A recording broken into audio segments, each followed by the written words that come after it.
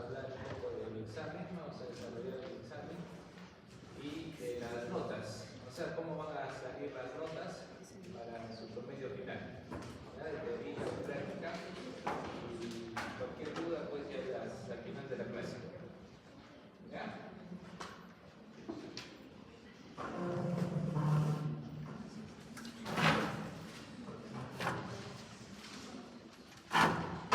Entonces ahora vamos a hablar de los bloqueos auriculoventriculares, primer, segundo y tercer grado. Entonces el bloqueo auriculoventricular es el que se da acá, es el retraso de la conducción prácticamente en el nodo auriculoventricular. Vamos a tener tres tipos. El bloqueo AB de primer grado, auriculoventricular de primer grado, básicamente es un aumento del PR, más de 200 milisegundos, ¿no? Entonces, medimos el PR desde el inicio de la onda P hasta el inicio del QRS. Si es más de 200 milisegundos, 0.20. Por ejemplo, acá 350, 360. Estamos frente a un bloqueo auriculoventricular de primer grado.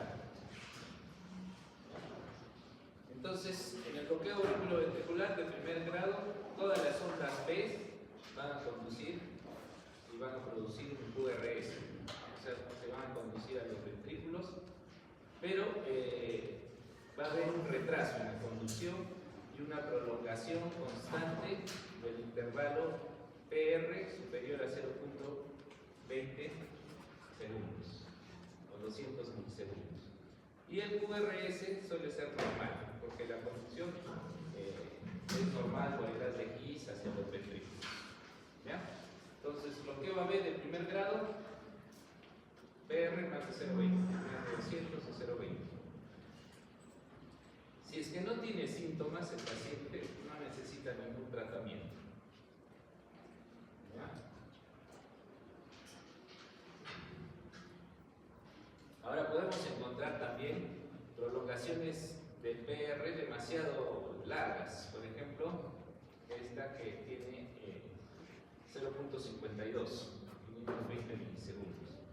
En este caso, puede producir síntomas en el paciente, y los síntomas básicamente son disnea de esfuerzo, ¿no? Lo que se llama como un síndrome pseudo marcapaso. También las pacientes que tienen marcapaso a veces tienen esta disnea de esfuerzo. Y los pacientes con un PR muy amplio, un intervalo PR muy amplio y que tengan síntomas, más bien necesitarían la colocación de un marcapaso. Y en este caso, ¿por qué se producen los síntomas en el bloqueo AB de primer grado? Tenemos acá un gráfico.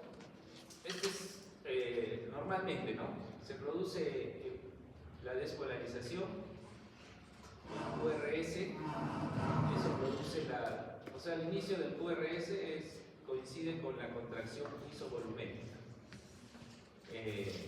Desde el QRS hasta la onda T, la parte eléctrica va a corresponder a la sístole, ¿no? Que es el periodo de inyección de sangre. Y después de la onda T hasta el siguiente QRS viene a ser la diástole.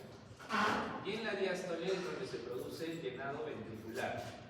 Primero tenemos el llenado ventricular pasivo, que viene a estar dado acá por la onda E del ecocardiograma. Y después tenemos la contracción auricular.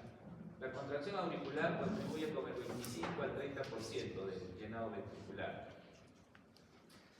Entonces, ¿qué pasa, por ejemplo, cuando hay un PR corto? Lo que se va a alterar es el llenado ventricular, pero se altera a expensas de la contracción auricular, ¿no? Porque es esto lo que se acorta.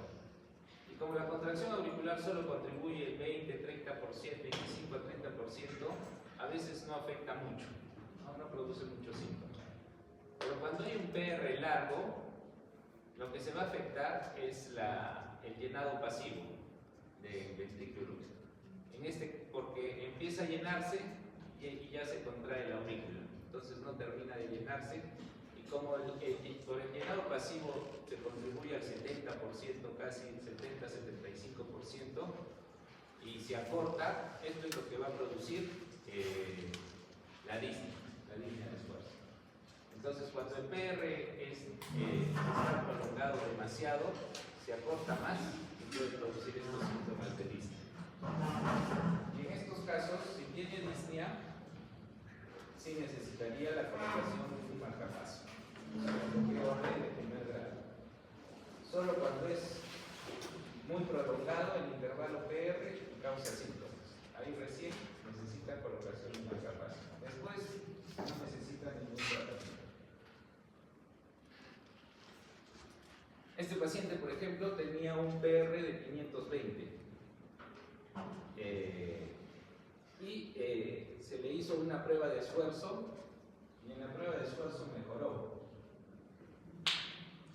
Ven acá, el intervalo PR en la prueba de esfuerzo disminuye de 520 a 200. Entonces, y este paciente no presentó síntomas en la prueba de esfuerzo, pudo desarrollar la prueba de esfuerzo. Entonces, en este caso, no necesitaría marcapaso. Igual las recomendaciones he puesto, el marcapaso solo se debe considerar en pacientes con un PR muy prolongado y que tengan síntomas atribuidos a esta prolongación del PR. ¿Ya? Entonces eso sería bloqueo AB en primer grado. Ahora vamos a hablar del de segundo grado. El de segundo grado tiene dos patrones, tipo 1 y tipo 2. En estos bloqueos de segundo grado,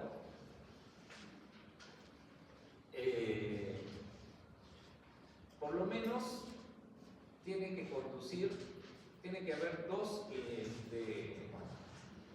PRs que conduzcan, o sea, dos ondas P que conduzcan a un QRS, y después va a haber un bloqueo, o sea, una onda P que ya no va a conducir, no va a llegar a los ventrículos. Después el bloqueo va a haber un QRS de escape, ¿no? Que puede originarse en el mismo nodo o puede originarse en el ventrículo. Y eso va a hacer también que el QRS sea angosto o ancho, según donde se origine.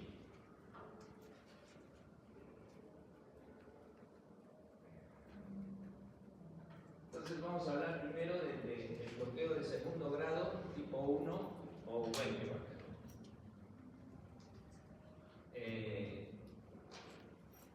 En este caso, antes se veía que la conducción a través del nodo AB era decremental. O sea, ¿qué quería decir esto?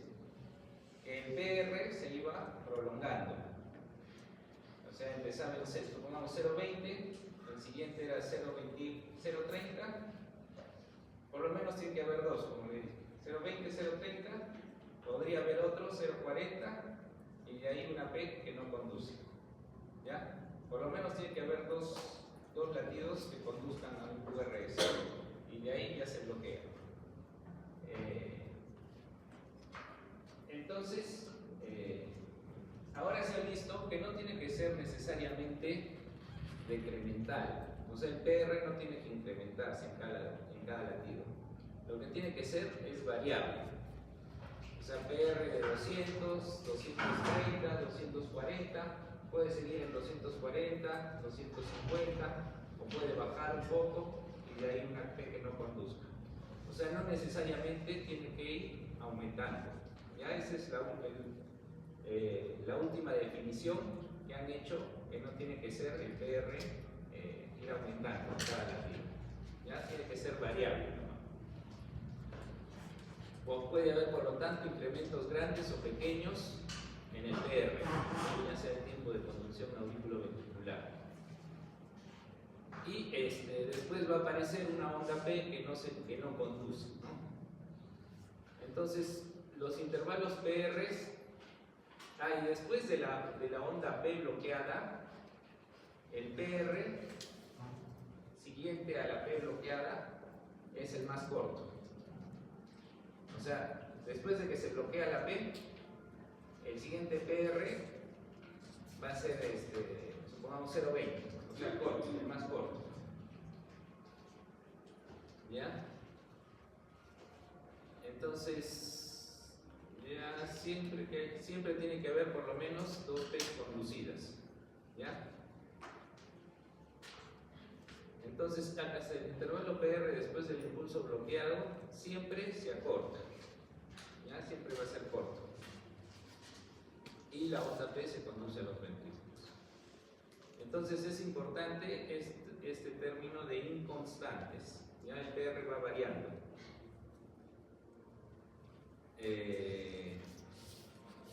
Esto es importante porque se ha visto que en más del 50% de los tipos de bloqueo AB de segundo grado, tipo 1, no es que el PR vaya aumentando como se creía antes, sino que es variable, hasta un 50% de los casos.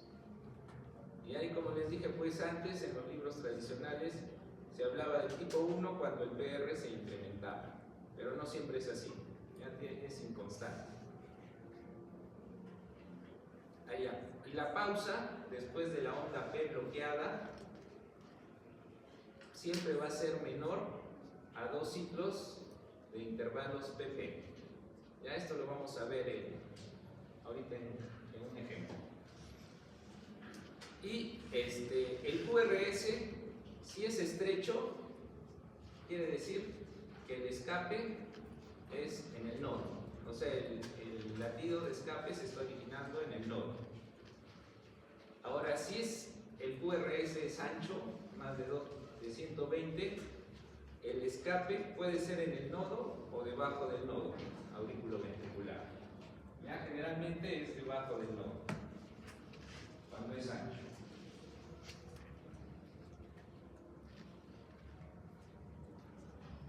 Ya.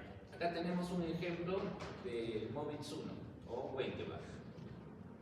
Entonces vean cómo el intervalo PR, por ejemplo en este caso, se incrementa. Este es un latido, PR largo, después el PR se hace más largo, y de ahí hay una P que no conduce. Ya una P bloqueada, y después otra vez aparece la onda P, y como les dije, este PR es el más corto. Ya, si lo comparan con los anteriores, el PR va a ser más corto. ¿Ya? Y ahí otra vez va aumentando, y hay otra P que no conduce. Esta pausa de la P que no conduce a la siguiente P es más corta que 2 intervalos PP. ¿Ya? ¿Me entienden? O sea, normalmente estos son los intervalos PP. ¿Ya? Supongamos este es 1, 2, 3, 4. Y acá hay como una pausa porque hay un QRS que no conduce. Entonces esta PP se alarga, pero este alargamiento es menor a 2 intervalos PP. ¿Ya? Eso lo distingue. Después vamos a ver en otros bloqueos que la pausa, esta pausa de acá a acá, es igual a 2 intervalos PP. ¿Ya? Y lo otro que les dije es que este PR no siempre se va alargando en cada latido, es variable. ¿Ya? Esa es ahora la definición, que sea variable.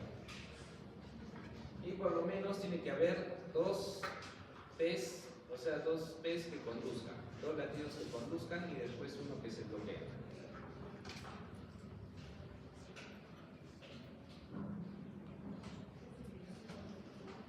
Acá, por ejemplo, es otro ejemplo, ¿no?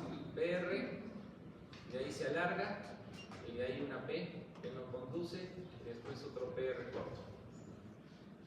Sí, acá hay otra vez. Bloqueo AB de primer grado. ¿Ya? Tipo Wenkebach.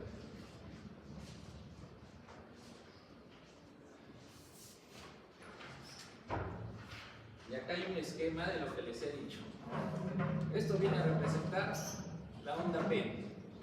Esto el intervalo PR y esto ya la despolarización ventricular. Entonces, por ejemplo, este PR es de 160 milisegundos. El siguiente PR, 230. Se va incrementando, 270, 300, 320 y de ahí hay una P que no conduce. Y el siguiente PR es corto, ¿no? 160, es el más corto.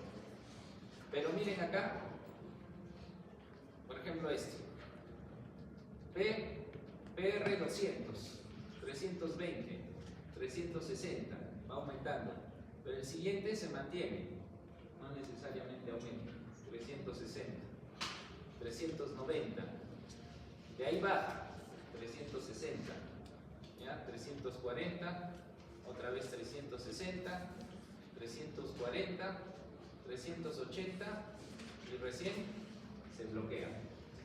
¿Ya? En este caso también es tipo 1, Wengeback. Ya no necesariamente tiene que incrementar en los textos tradicionales, sino tiene que ser variable. Y de ahí otra vez 210, que es el más corto, 350, 380 y otra vez se bloquea. ¿Ya? Este ejemplo, el B, es también tipo 1. Es la frecuencia de las P's. Eso también, las P's tienen que ser, la frecuencia tiene que ser constante. O sea, no tiene que haber incrementos en la frecuencia cardíaca, ¿ya? Para los bloqueos.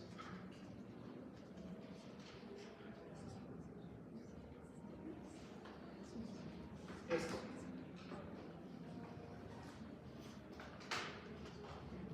También es tipo 1. ¿Ya? Wengeback. 200, 280, 310, 340, 40, 60, 70, 75, 80, 80, 80. Acá se mantiene y recién se bloquea. Ya esto los puede hacer confundir con uno de tipo 2. En el de tipo 2, los intervalos PR son constantes y después se bloquean. Entonces, por ejemplo, acá tienen que ver desde el principio, ¿no? Porque los últimos latidos el PR es constante. Pero si ven más atrás, se ha ido variando, se ha ido incrementando, ¿ya? Antes del bloqueo. Y después siempre el PR que sigue a la P bloqueada es corto. 220, 250, 390, otra vez se bloquea. Y este, por ejemplo, si es un tipo 2. Bloqueo de AB de segundo grado, tipo 2. En el tipo 2, el PR es constante. 190, 190, 190, 190, 190, se bloquea, 190, 190, hasta que otro se bloquee. ¿Ya? Y este intervalo es equivalente a 2 pp's. ¿Ya? En el tipo 2. Esta pausa, perdón.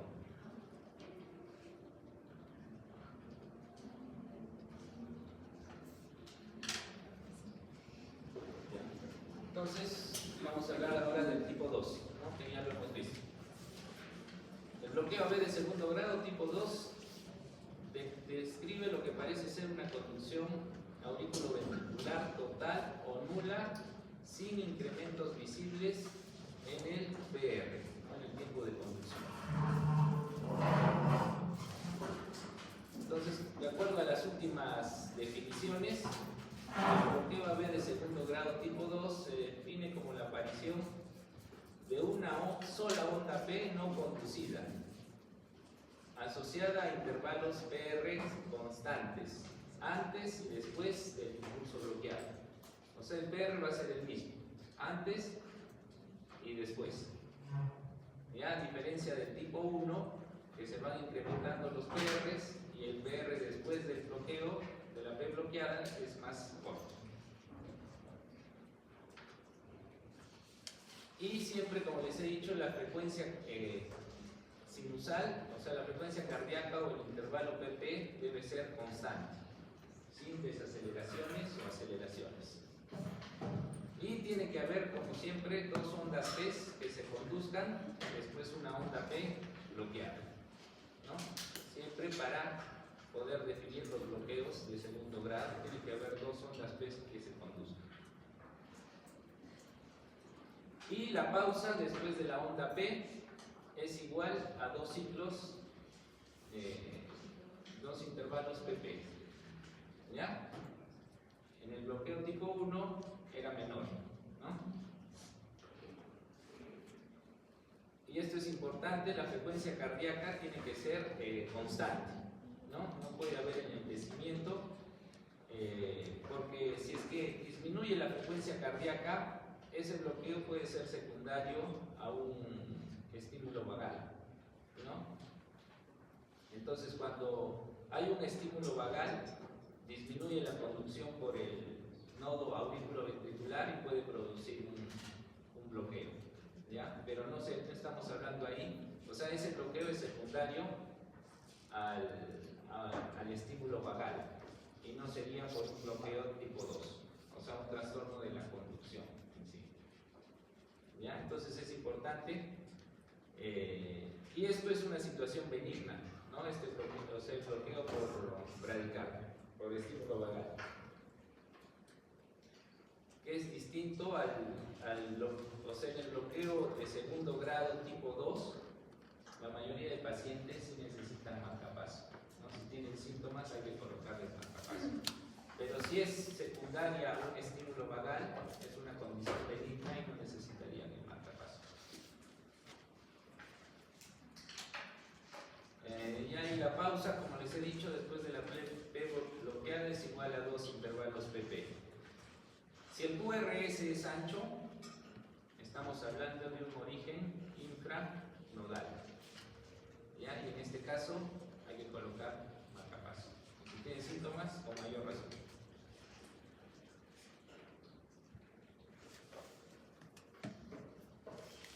Entonces acá hay un ejemplo del tipo 2. PRs constantes, por lo menos dos P's que conduzcan y después una P bloqueada. Otra vez el PR constante y esta pausa es igual a dos ciclos. ¿Ya? Igual acá, la P que no se conduce y después siempre el PR constante. ¿No?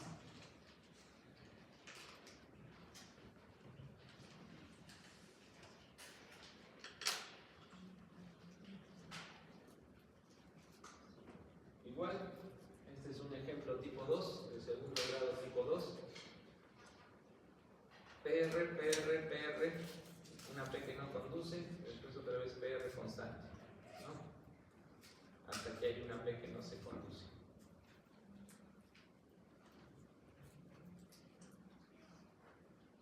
El QRS en este caso es ancho, ¿ya? Entonces el bloqueo sería infranodal, ¿no? Y si tiene síntomas este paciente hay que colocarle marcapaso.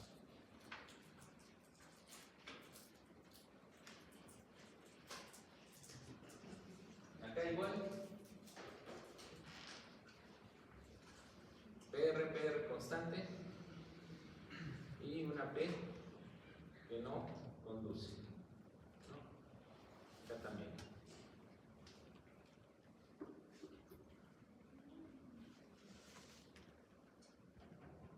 Lo mismo.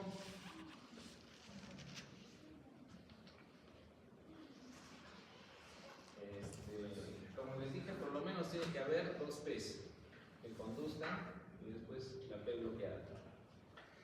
Si es que no es así y solo hay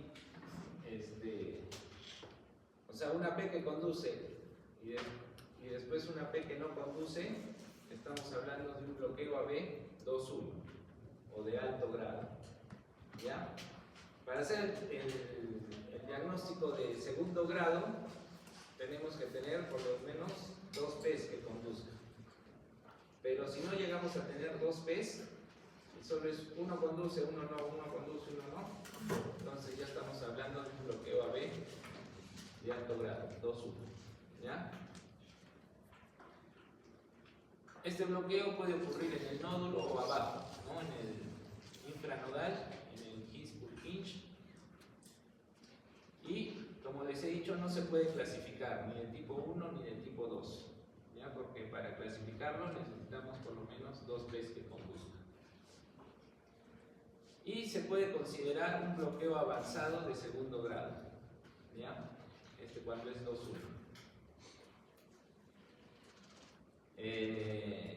Y como entenderán, pues como es un bloqueo más avanzado, o sea, más cerca está del bloqueo completo o de tercer grado, la mayoría de pacientes con síntomas van a necesitar marcapaso. Si es asintomático, no indica automáticamente un bloqueo infranodal, ¿ya? O sea, si el QRS es ancho, pero con un bloqueo si es ancho el QRS y es porque se origina infranodalmente, va a necesitar marcapaso. Pero ¿qué pasa? A veces hay pacientes que normalmente ya tienen un bloqueo de rama basal. Entonces, ya hacen un bloqueo 2-1. Entonces, pero como ya tenían un bloqueo de rama basal, el QRS ya es ancho por el bloqueo de rama. Entonces, eso no necesariamente indica que sí tenga que colocarle marcapaso y que el origen sea del QRS sea infranodal.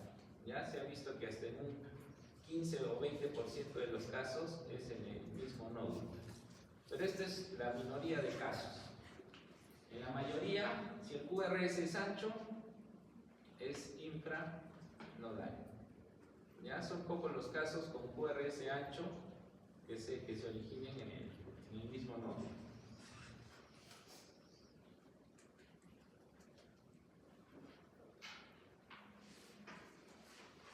Y acá tenemos un ejemplo. P que conduce, P bloqueada. P que conduce, P bloqueada. P que conduce, P bloqueada. Entonces, no podemos diagnosticar tipo 1 o tipo 2, porque nos faltaría una P más que conduzca. Y es 2-1, ¿no? Una conduce, o sea, por cada 2 P's hay un QRS. A eso se refiere 2-1. ¿Ya? Entonces, este es un bloqueo 2-1 o tipo 2 de alto grado, avanzado.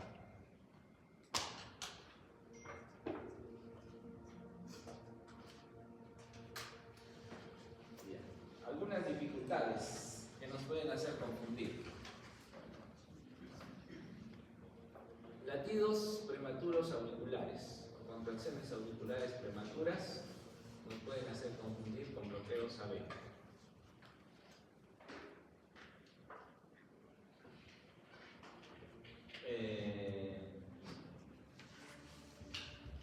Bueno, lo que puede ser un bloqueo con QRS estrecho de tipo 2, hay que ver bien el PR, la variación del PR, porque puede ser un tipo 1.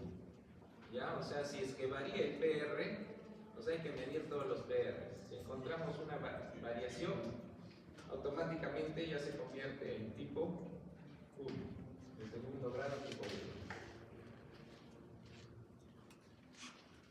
¿Ya? Secuencia atípica de tipo 1 confundida con bloqueo de tipo 2. Es lo que les he dicho. Si el PR varía,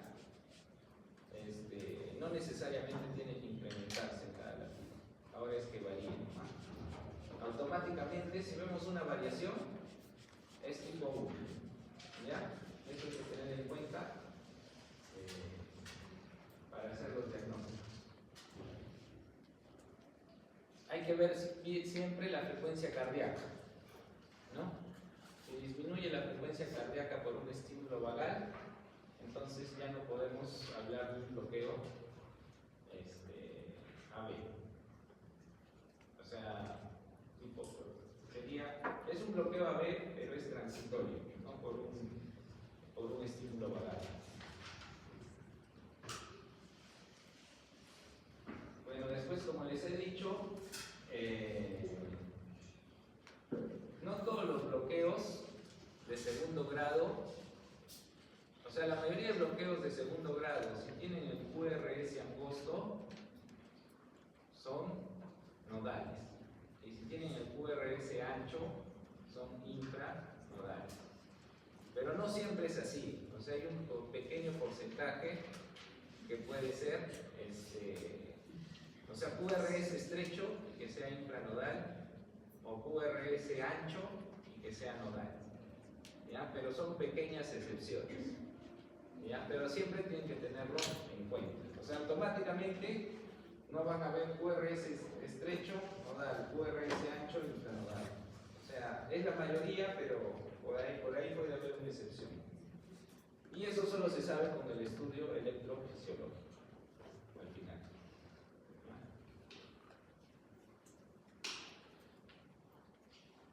Allá. Si ven en un mismo trazado el tipo 1 y el tipo 2, ese paciente tiene bloqueo tipo 1. ¿Ya? O sea, no puede haber un paciente que tenga los dos tipos de bloqueo de segundo grado, tipo 1 y tipo 2. Si es que tiene los dos, es que es tipo 1. ¿Ya? Y solo que por momentos el PR es constante. ¿Ya? Entonces eso también para que tengan en cuenta.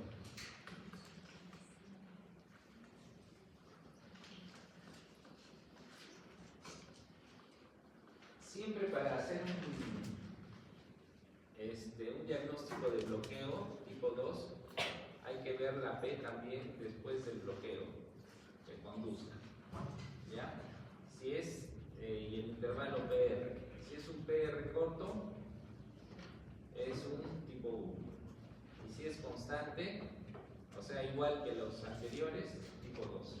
Entonces también siempre vean la P después del bloqueo, o sea, de la P bloqueada. Bueno, en las extrasístoles ocultas a veces también producen una dificultad en el diagnóstico de los bloqueos, ¿no? Sobre todo las extrasístoles del unión.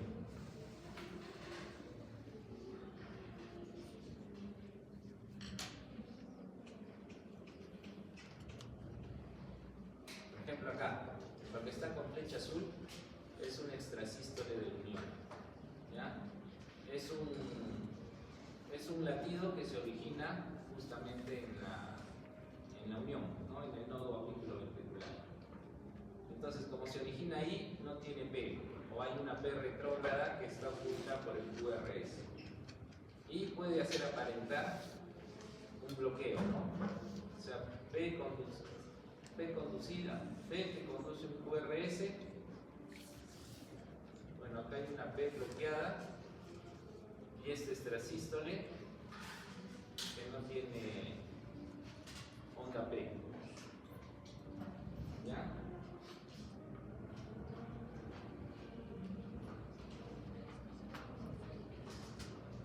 Entonces eso también tienen que tener en cuenta.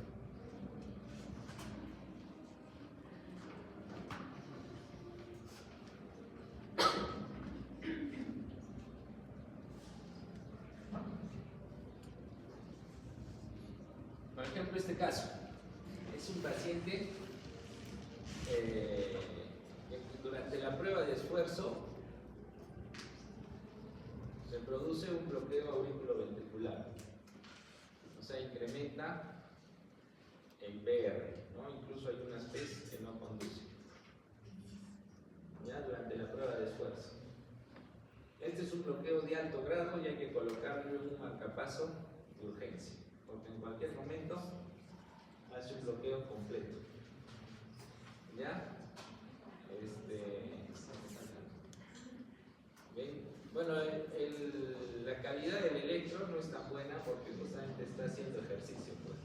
Pero lo que sí ven es de que durante el ejercicio el PR aumenta, incluso se bloquea, y la frecuencia cardíaca disminuye en vez de aumentar porque ya va a haber P's que no conducen. Entonces es un bloqueo AB de alto grado que necesita marcapaso de urgencia porque en cualquier momento hace un bloqueo completo.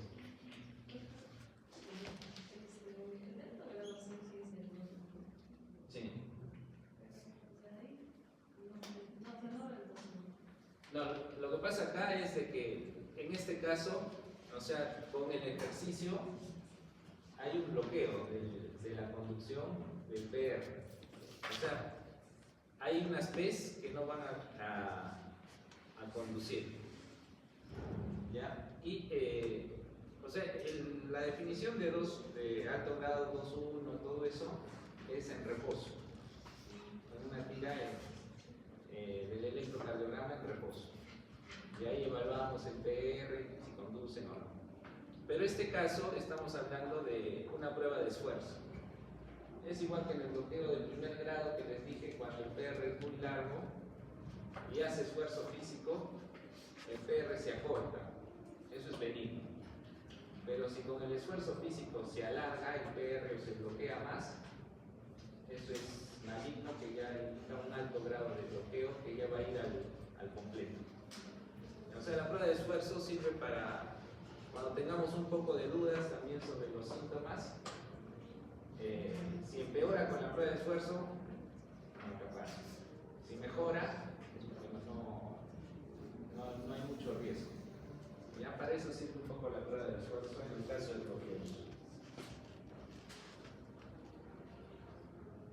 Y el último, el tercer grado, o completo.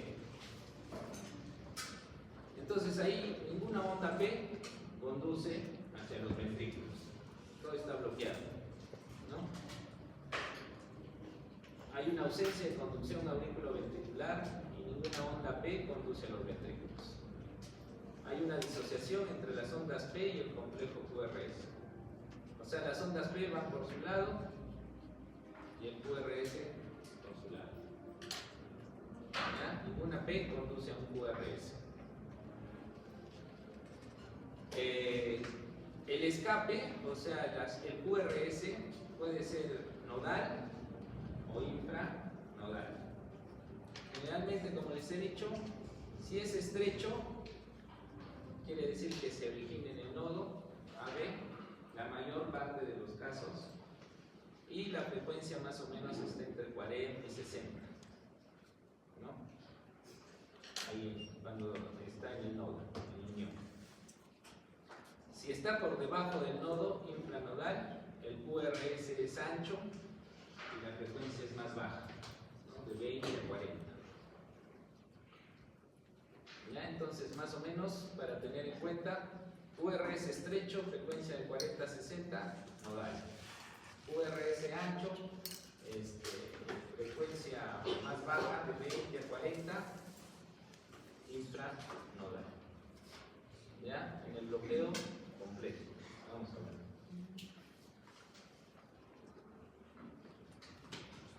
Bien.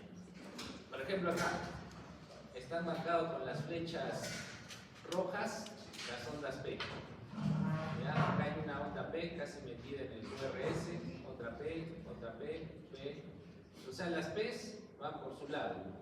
Ya ven el intervalo P, que es más o menos constante por su lado. Acá también. Antes del ejercicio y después del ejercicio, la frecuencia de la onda P aumenta, ¿no? Porque está haciendo ejercicio. Pero ninguna P conduce. Y el QRS, que está marcado en verde con las flechas verdes, también va por su lado. Y con el ejercicio no se altera el QRS, pero la onda P se puede aumentar con el ejercicio. ¿Ya? Entonces este es un bloqueo completo o de tercer grado.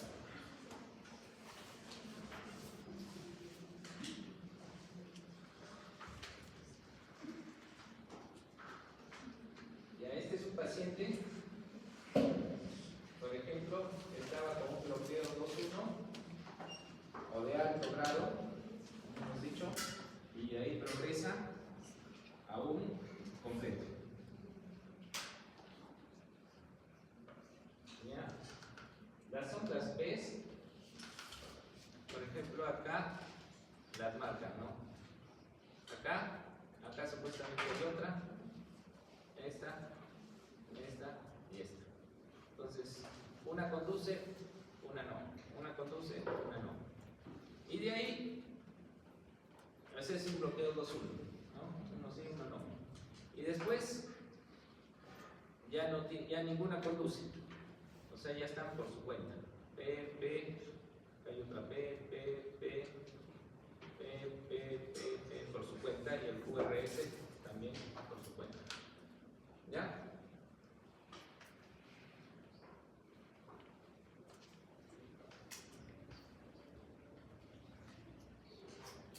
Acá hay un bloqueo completo con QRS angosto, 78 milisegundos. Entonces eso quiere decir que el bloqueo es a nivel del nodo. ¿Ya? Frecuencia cardíaca entre 40 y 60, 56 más o menos. ¿Ya? Pero las P's por su lado y el QRS por su lado.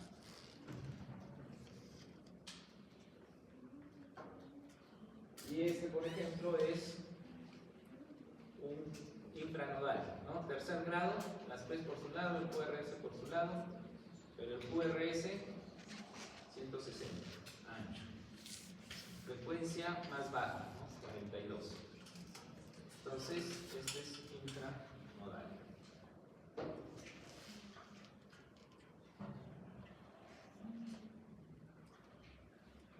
Bueno, esto es un bloqueo AB congénito. Ya a veces hay niños que tienen una alteración inmunológica, me parece que crean anticuerpos contra el propio sistema de conducción y pueden nacer con un bloqueo AB congénito. ¿Ya? Estos niños pues hay que colocarles marcapaso prácticamente desde nacimiento, ¿no? Y este es un ejemplo. 11 años, así que bloqueo AB completo congénito, asintomático, ¿no? QRS estrecho a nivel, entonces es normal.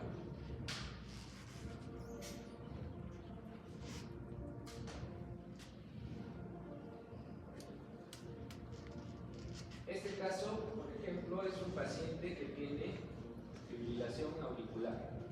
Ya vamos a ver esto más adelante. En el caso de la fibrilación auricular no vamos a ver ondas P, ya solo vamos a ver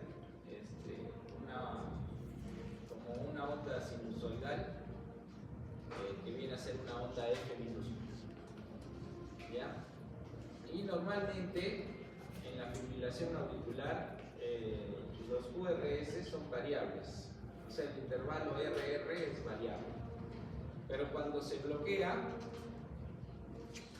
como está bloqueado en la fibrilación, no vamos a ver ondas P, pues, solo vamos a ver esas, así como, es una línea sinusoidal que se llama, Fs minúsculas, y el intervalo RR va a ser siempre constante.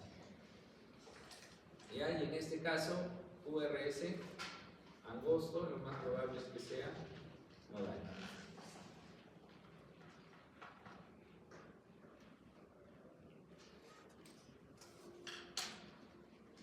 Indicaciones de marcapaso: pacientes con con bloqueo AB de tercer grado o segundo grado infranodal o de alto grado 2-1 generalmente necesitan marcapaso, o sea, QRS ancho.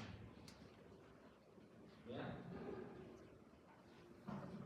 Y igual pacientes con fibrilación auricular pero que tengan bloqueo de tercer grado o de segundo grado avanzado, también sin considerar los síntomas necesitan marcapaso. Chicos, ¿está claro? ¿Está ahí? Bloqueos auriculoventriculares.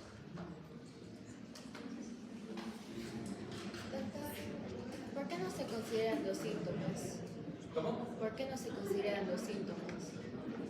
El síncope es No, los síntomas. ¿Ah? ¿Por qué no se consideran en base a los síntomas? Porque cuando ya es avanzado, ese sistema de conducción prácticamente ya no funciona. Entonces hay que colocar marcapaso. O sea, de ese niño que nos mostró que era congénito, que no tiene síntomas, necesita marcapaso. Sí. En el congénito sí hay que colocar marcapaso, porque frecuencia es muy baja Ah, para un niño.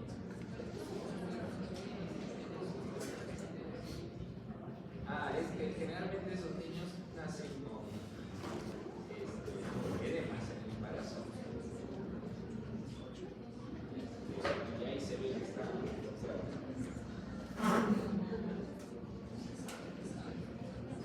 Ya, vamos a ver un poco de los derechos.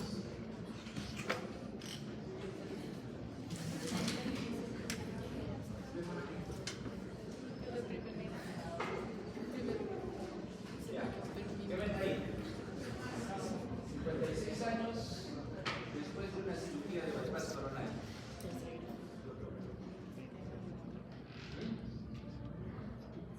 tercer grado.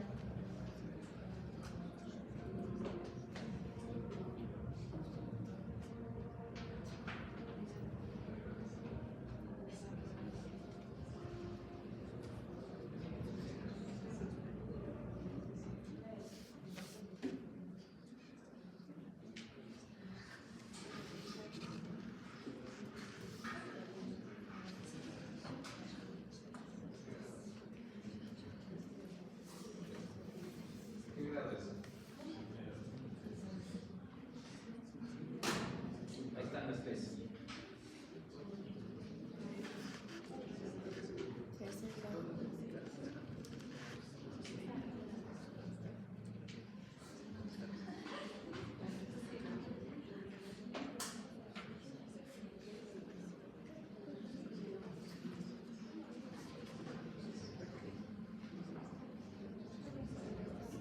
Es un bloqueo completo. Ya, con QRS a costo. Si se dan cuenta, las P's prácticamente van por su cuenta. O sea, P, acá se va metiendo al QRS, acá está metida, y ahí, bueno, otra vez aparece, acá está el principio del QRS. O sea, no conducen estas P's, lo que tienen que ver es si conducen o no conducen. Y el QRS prácticamente está por su lado. ¿Ya? Solo que es un QRS estrecho. ¿Ya? Bloqueo AB completo, nodal.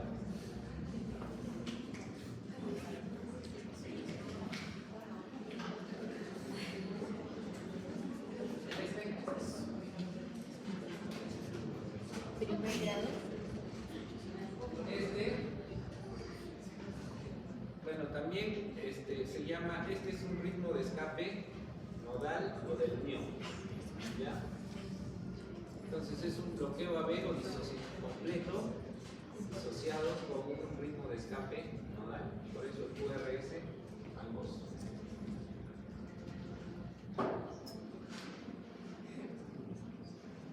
Este, 23 años. Segundo grado, Segundo grado Momitsu, ¿no? bueno,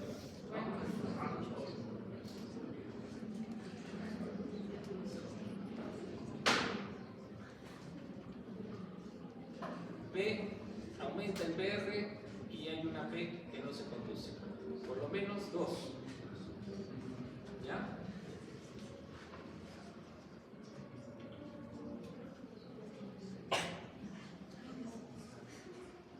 Este.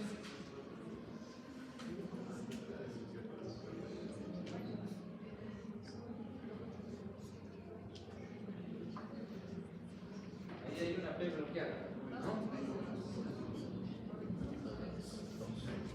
Momitsu 2. ¿Cómo son los intervalos PR? Antes y después.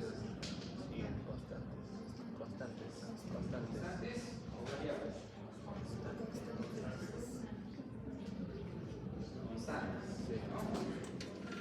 Entonces es un bloqueo AB en segundo grado tipo 2. Hay además un bloqueo de rama. ¿Qué rama es? Derecha, izquierda. Derecha.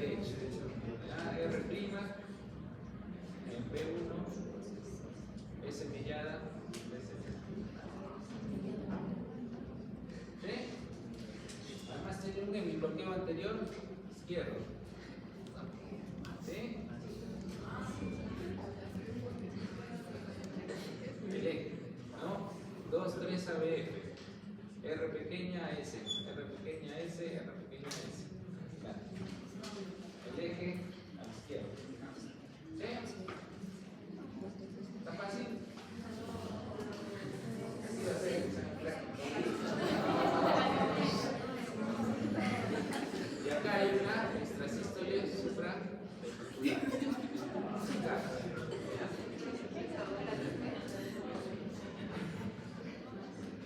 Ya, bueno, pero acá bloqueo AB de segundo grado tipo 2.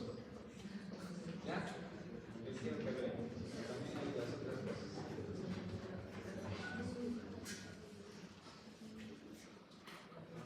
Este. 2-1.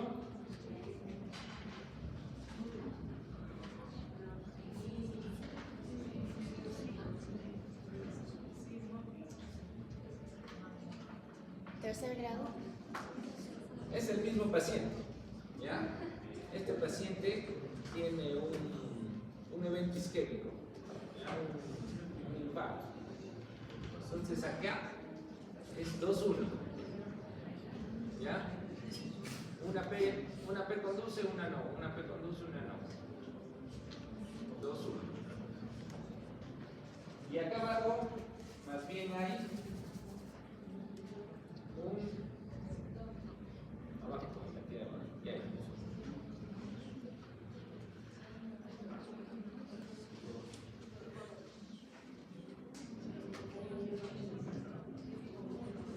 Bueno, que va, ¿no? ¿Sí?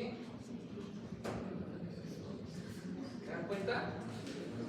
PR es corto, PR más largo, P que no conduce. PR corto, se alarga y no conduce. Por lo menos hay dos P's que conducen, entonces ya podemos clasificar. Como el PR es variable, Wenckebach tipo 1. O sea, el Wenckebach es el tipo 1, el de segundo grado tipo 1. Doctor, ¿esto cómo lo diferencio de 3-1, 3-2? O sea, con nosotros. O sea, hay 2 unos, hay 3-2, 3-1. ¿Cómo yo lo diferencio con eso? O sea, eso de 3-1, 3-2 es el número de P's que hay por el número de QRS. O sea, supongamos 2-1 es que hay 2 P's y un QRS. Este sería 3-2, 3 P's y 2 QRS. ¿Ya? Pero sigue siendo Wenckebach.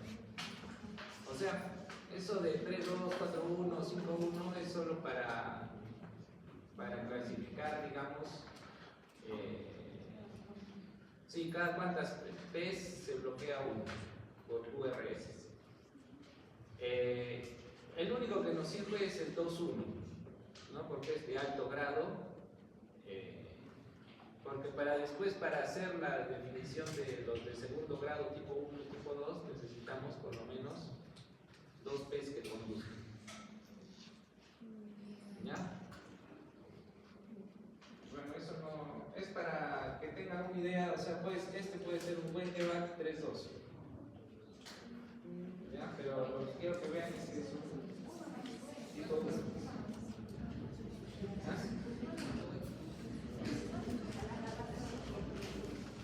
Diagnóstico.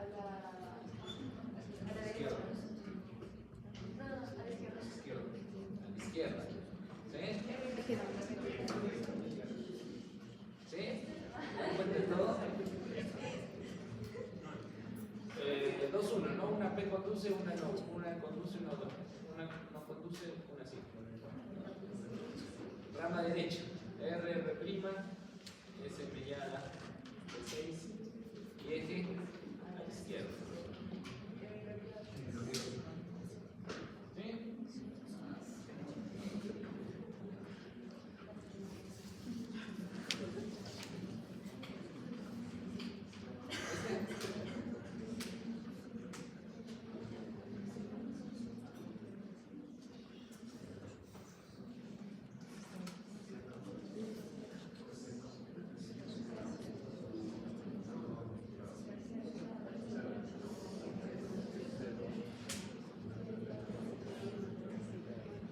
Es tercero, ¿no?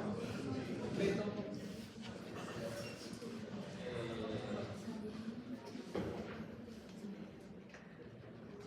Ya, por ejemplo acá, este es un bloqueo completo, ¿no? De tercer grado. También tiene una taquicardia sinusal, ¿ya? Porque el intervalo PP es mayor a 100. ¿Se dan cuenta? Entre, hemos dicho 60 y 100, es digamos sinusal normal, más de 100 taquicardia sinusal. Su bloqueo completo de rama derecha, el eje ¿dónde está? Izquierdo. Entonces, ¿qué tiene también? El bloqueo anterior izquierdo. ¿Sí? Bloqueo completo de rama derecha y bloqueo anterior izquierdo, taquicardia sinusal. ¿Ya? Esos serían los diagnósticos.